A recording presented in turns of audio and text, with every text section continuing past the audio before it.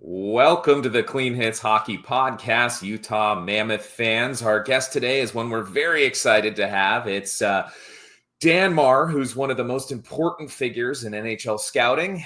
He's the head of NHL Central Scouting. He's been evaluating draft talent for decades. He's a former scout and executive with the Toronto Maple Leafs, the Atlanta Thrashers, and now he oversees the team that ranks all the top prospects from all over the world. Dan, welcome to Clean Hits. Thanks for coming on today. My pleasure, guys. Hey, thanks, Dan. A lot of our Utah listeners are a little bit newer to the NHL and NHL draft coverage, but, obviously every diehard out there knows your name and what you're all about. But could you take us through a little bit your scouting background, your days with the Leafs and Thrashers, and kind of how you ended up with NHL Central Scouting?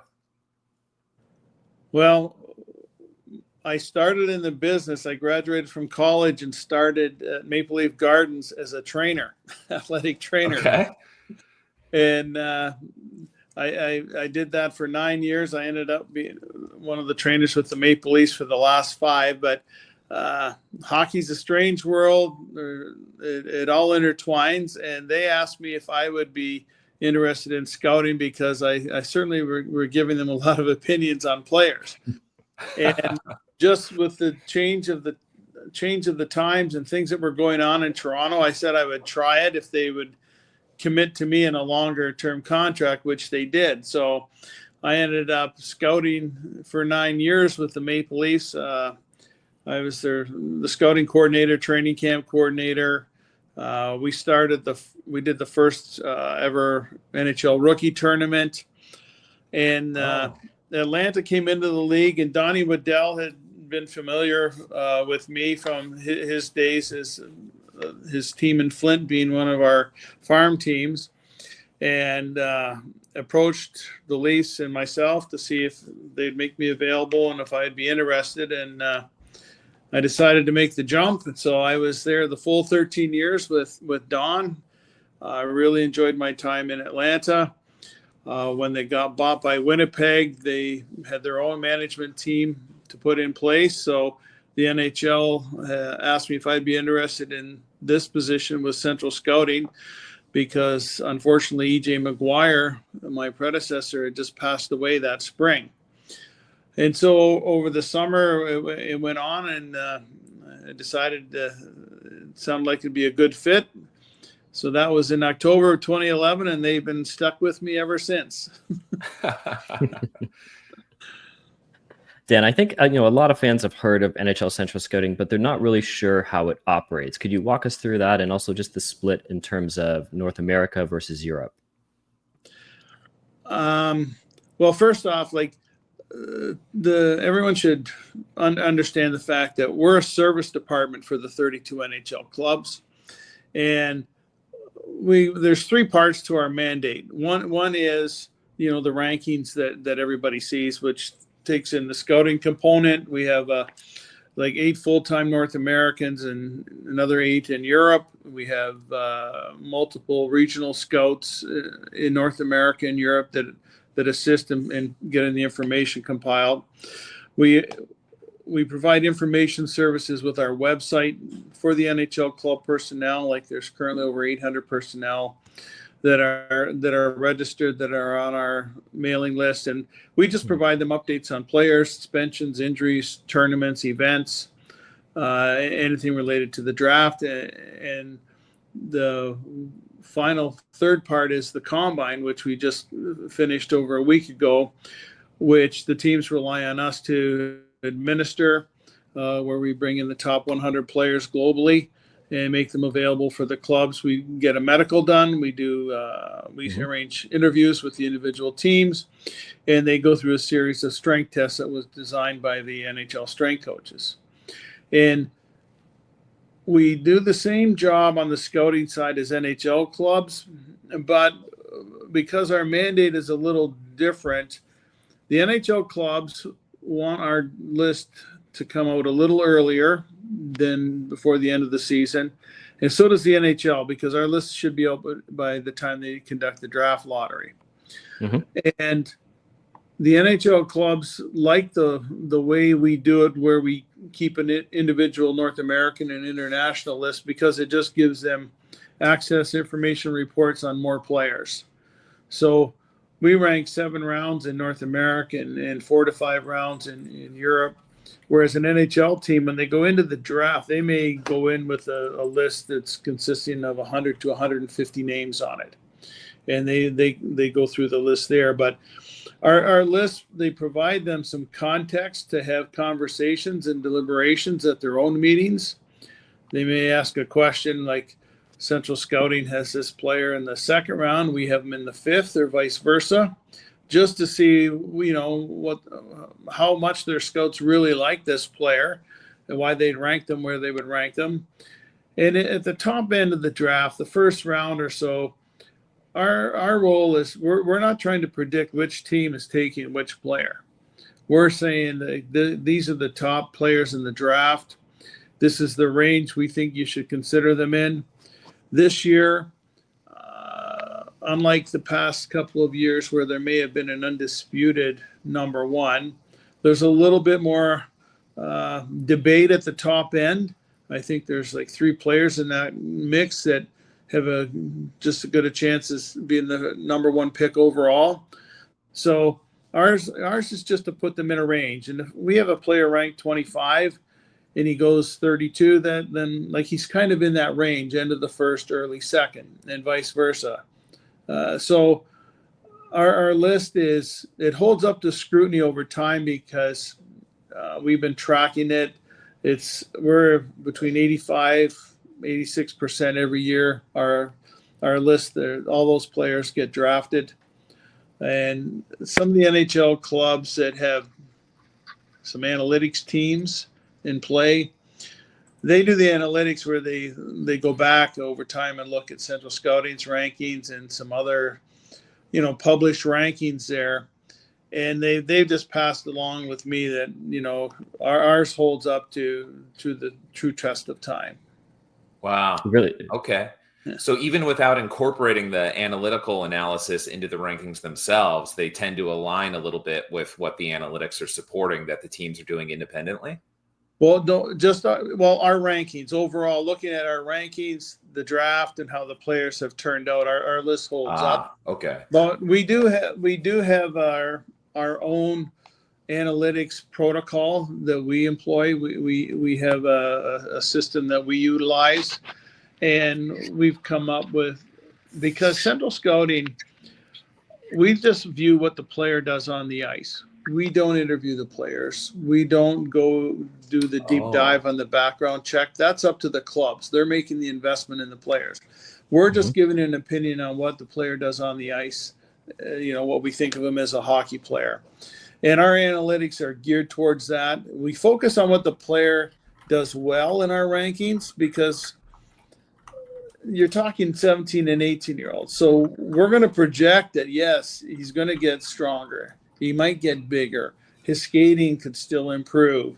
He's going to learn from his mistakes. There's a lot of experience and maturity ahead of them. So I kind of been looking back. We've had a lot of conversations where we had Sam Bennett ranked number 1.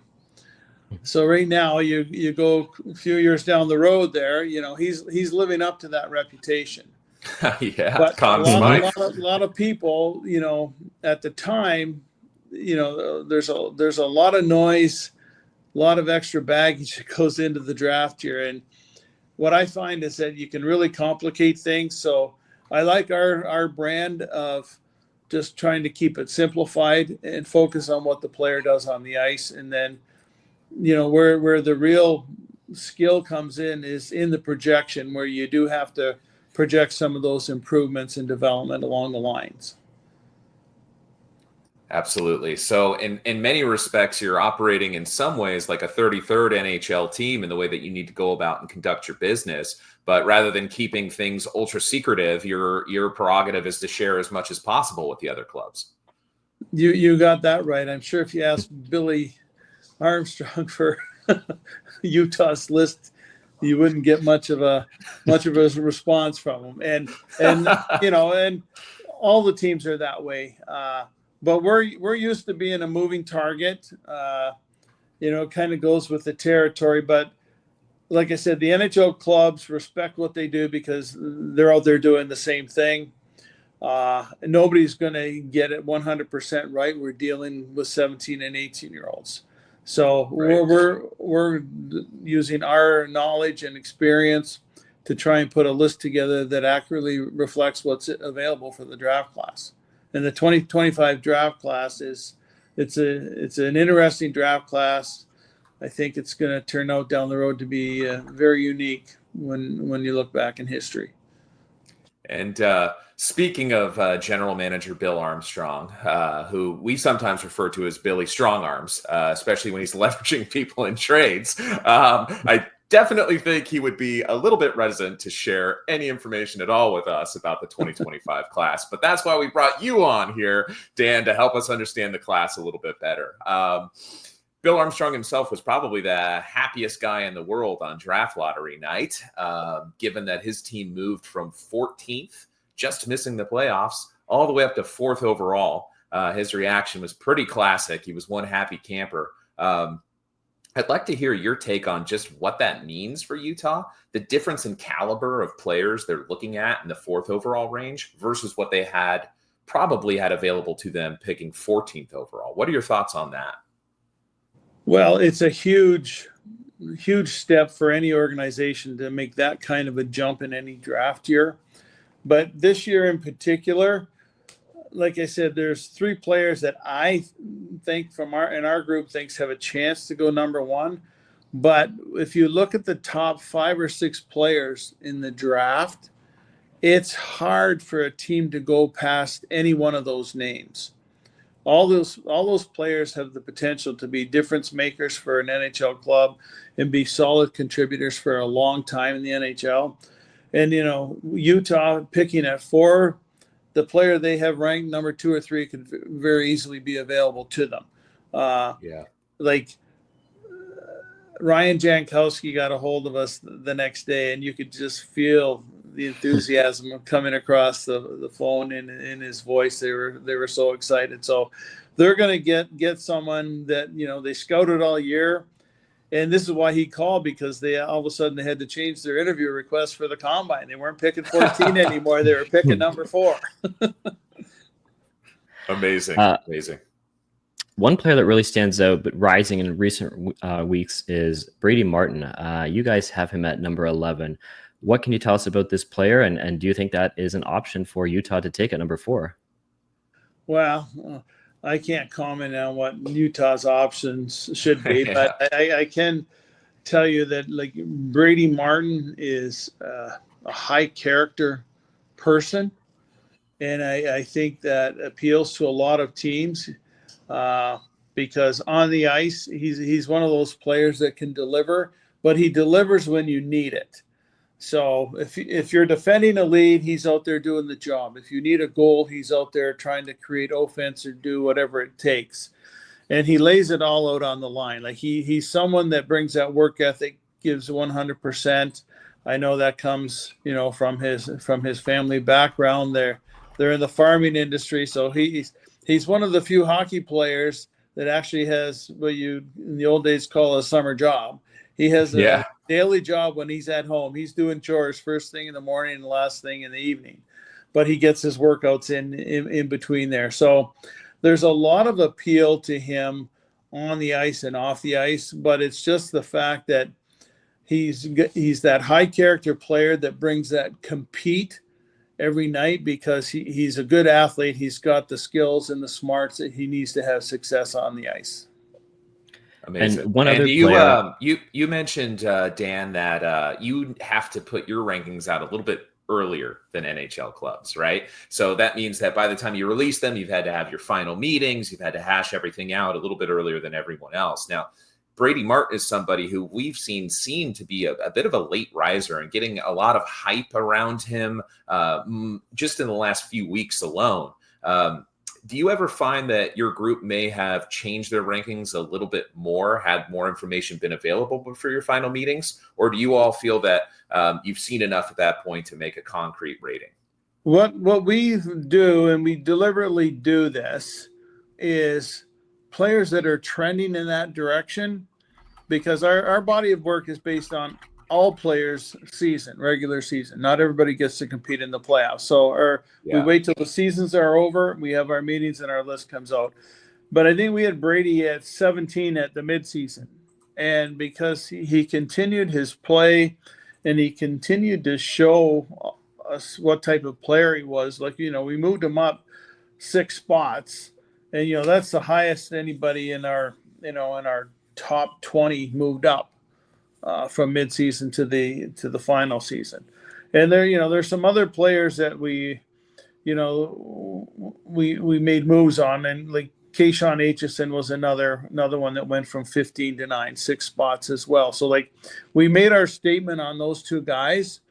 And it's again just on their combined skill, but there's some other players that took some hits, which we may regret hitting them so hard on draft day. They may go higher, but there's also other players. Like we made one player, we moved him up 127 spots from mid-season to the end of the year, and that was Owen Griffin, who plays for Oshawa.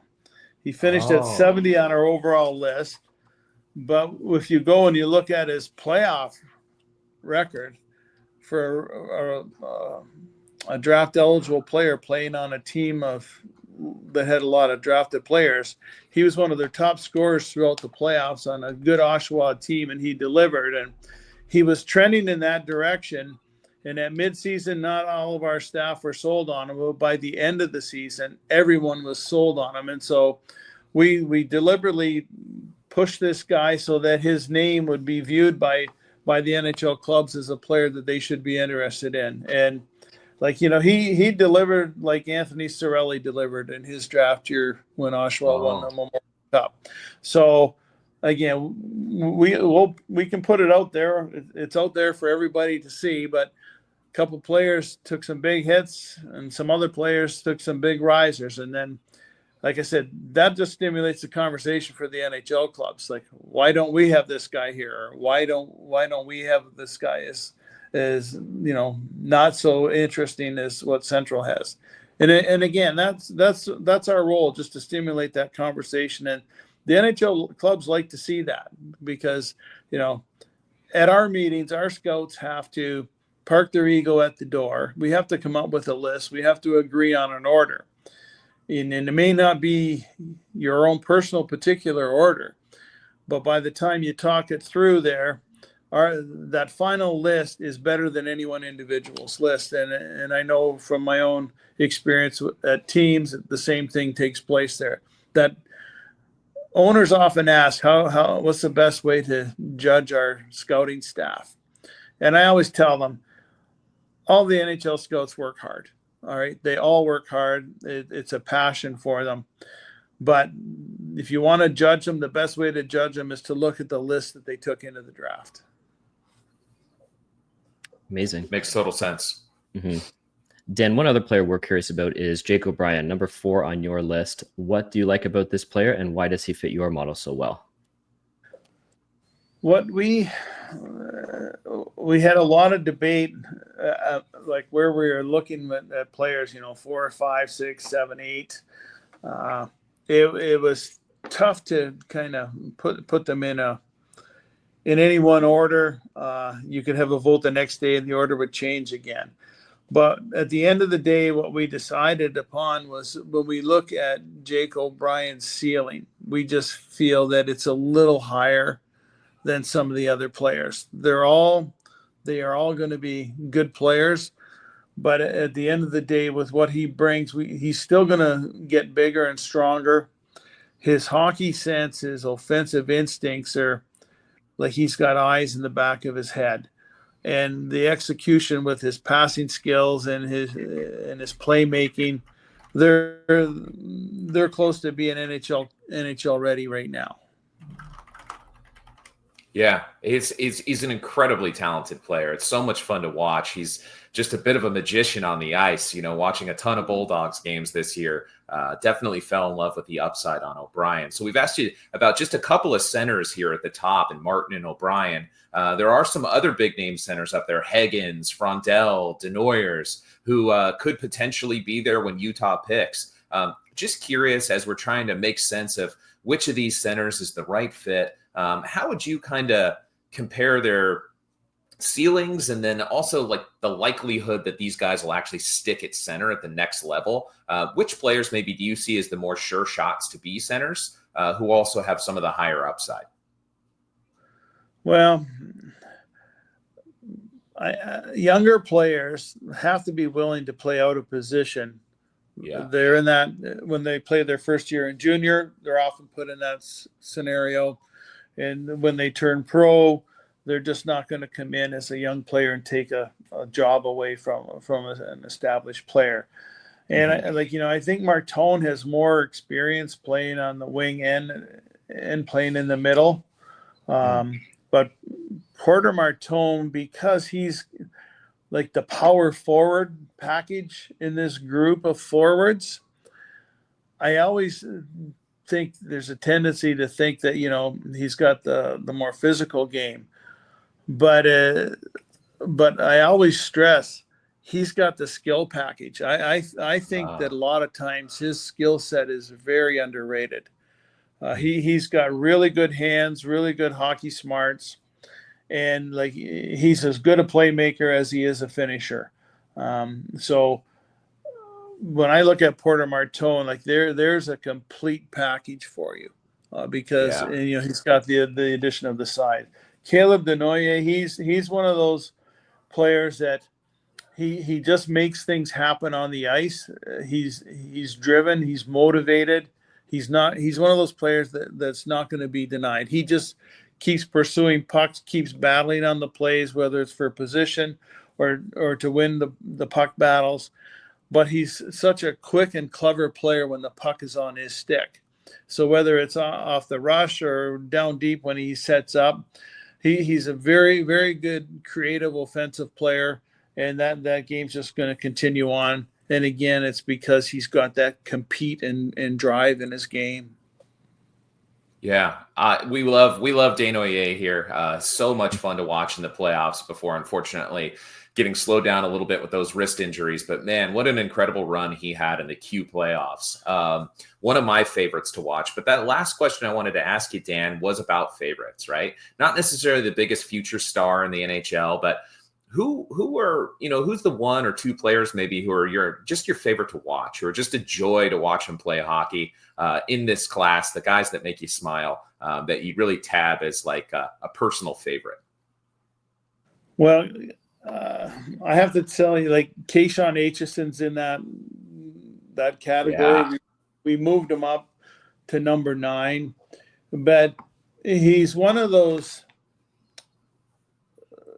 defensemen that you don't find him on the highlights at the end of the night.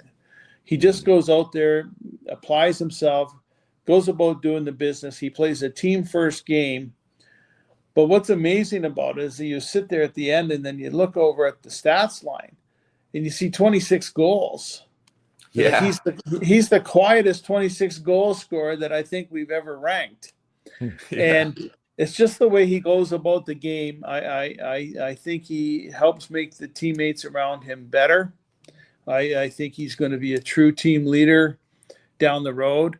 So he's just a player that I have a lot of respect for, and I know our staff have a lot of respect for.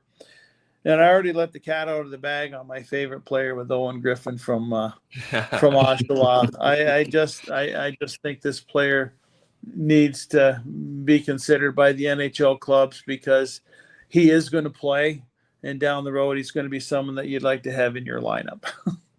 Yeah, we got a lot of looks at Keyshawn Aitchison too as we're following along with Cole Beaudoin being big Utah Mammoth homers here. We watched a lot of Barrie Colts games, and it is hard not to notice Keyshawn Aitchison and everything he brings to the table. So I guess what we'll have to do is we'll have to trade down from 4, pick up an extra second round pick, and that way we can get Aitchison with the first one and Griffin with the next one, right? Billy likes to make trades. That's true. That's true. But he does not listen to podcasters about them. So we'll definitely keep our feedback to ourselves on that one, and trust the pros to do the job, right? So speaking of pros, Dan, you're an absolute pro, and we thank you so much for joining us. Thanks for helping to educate us and our fans, especially the new ones who are learning about the draft for the first time here. I know that this is a super busy time of year for you, so we really appreciate you stopping by at Clean Hits, and we wish you the best heading into the draft, Dan. All the best, and we're glad that the Utah Mammoth are in the National Hockey Leagues. It's a great franchise, and their fans are already proving that they're deserving to be acknowledged as really good NHL fans. Awesome. We think so too. We really appreciate it, Dan. Thanks. Yeah. Thank you, Dan. And thanks so much to Dan Marr for coming on. What an interesting interview. So much I didn't know about his background, going from trainer all the way up to eventually the director of scouting for an NHL team is an unbelievable career path for an unbelievable guy who had some really great insights. One thing that stuck out to me from the interview was when we were trying to bait him into talking more about some of the other top end centers. He kind of glossed right over that and wanted to make sure that he had a chance to talk about Porter Martone and give us a little bit of a sales pitch on that particular player, who I think is a guy, Corey, that as a podcast, we've maybe overlooked a little bit because he's a winger and we're so center focused, but he made some great points on a player who I had a chance to watch a lot this season and was very, very impressed with. What are your thoughts on Martone, Marr, anything else? I mean, Porter Martone, it's so hard to find that style of player, right? We just saw Matthew Tkachuk win his second straight Stanley Cup, and these, like, you can't trade for these players for the most part. So when you have an opportunity to draft one, it's hard to overlook it. He's got the size, he can score. I know there's some concerns about maybe some consistency issues, but beyond that, if you have a chance to get him, it's going to be very hard to pass if he's available at 4. Like, Chicago could very well take him at 3 and answer that question for us. That's true. Yeah, he'd be such a good foil to some of their smaller, speedier skill to have a guy who plays down low in the paint, a guy who is primarily a playmaker but has some really good finish too. I mean, if you have him kind of mucking it up and doing the dirty work down low and teeing it up for Connor Bedard and his lethal shot, I mean, that's pretty tantalizing if you're the Chicago Blackhawks. Hard to pass on that. And if they do, hey, more centers available for us, right? So as good of a prospect as Porter Martone is, and I do want to make sure we give him his flowers too. I feel like we've been a little dismissive of him just because of the position, but that position thing is real, right? And we're seeing some of the center options dwindling even today with Matt Duchene getting extended by the Stars, and some questions there about how they're going to make space. There's the big daydream of Jason Robertson, which may or may not be true. Now we're starting to hear some rumors that Mason Marchment might be available, who seems like a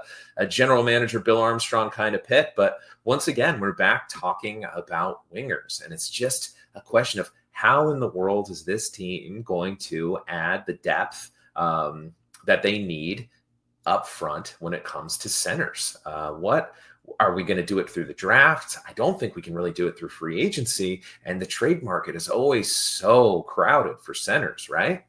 And just one more point on Porter Martone. I know, like I mentioned, those consistency issues, and maybe not just looking for more of a challenge. And we're hearing the rumors that next season might be all done in Brampton and head over to Michigan or Penn State, I believe, right? So maybe more of an environment where he can, there's going to be some bigger guys, tougher competition in terms of age and experience. So if you are in drafting him, then you are getting him in a different environment next year where he can potentially take his game to the next level rather than one more year in the OHL, getting another, next year, maybe he gets 100 points, more type of bad habits as he's playing against at that point, likely lesser competition. So there is that other layer when it comes to Martone.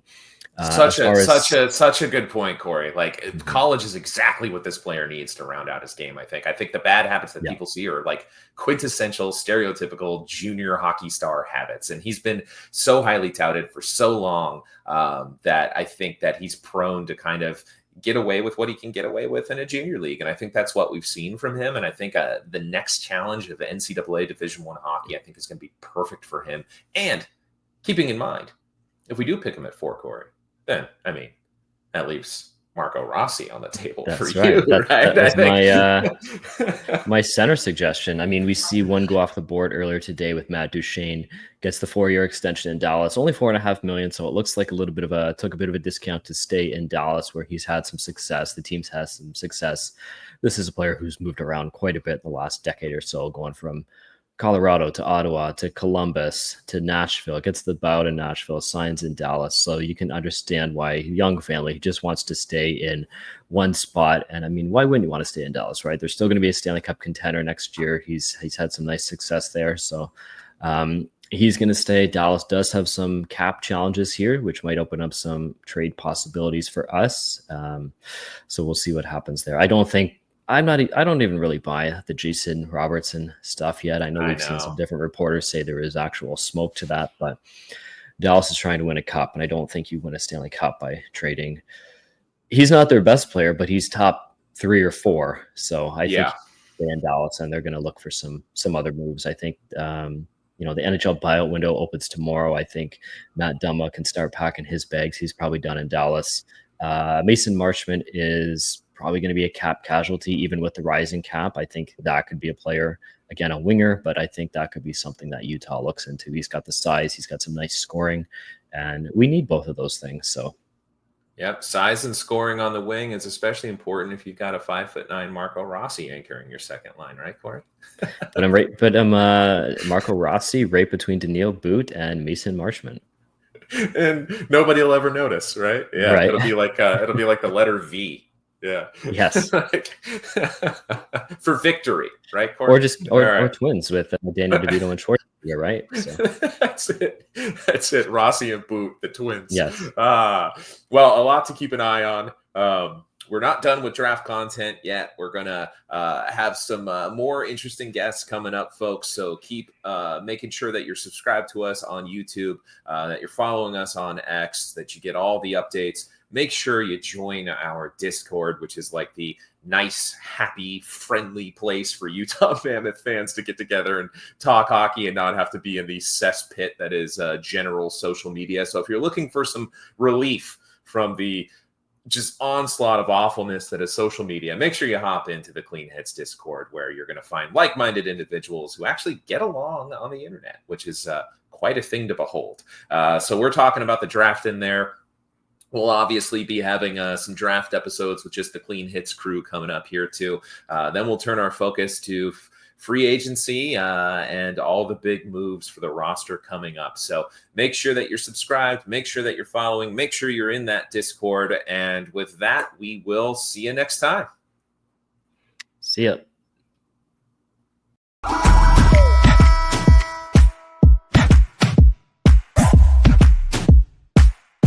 We know we running it now. Watch the game change.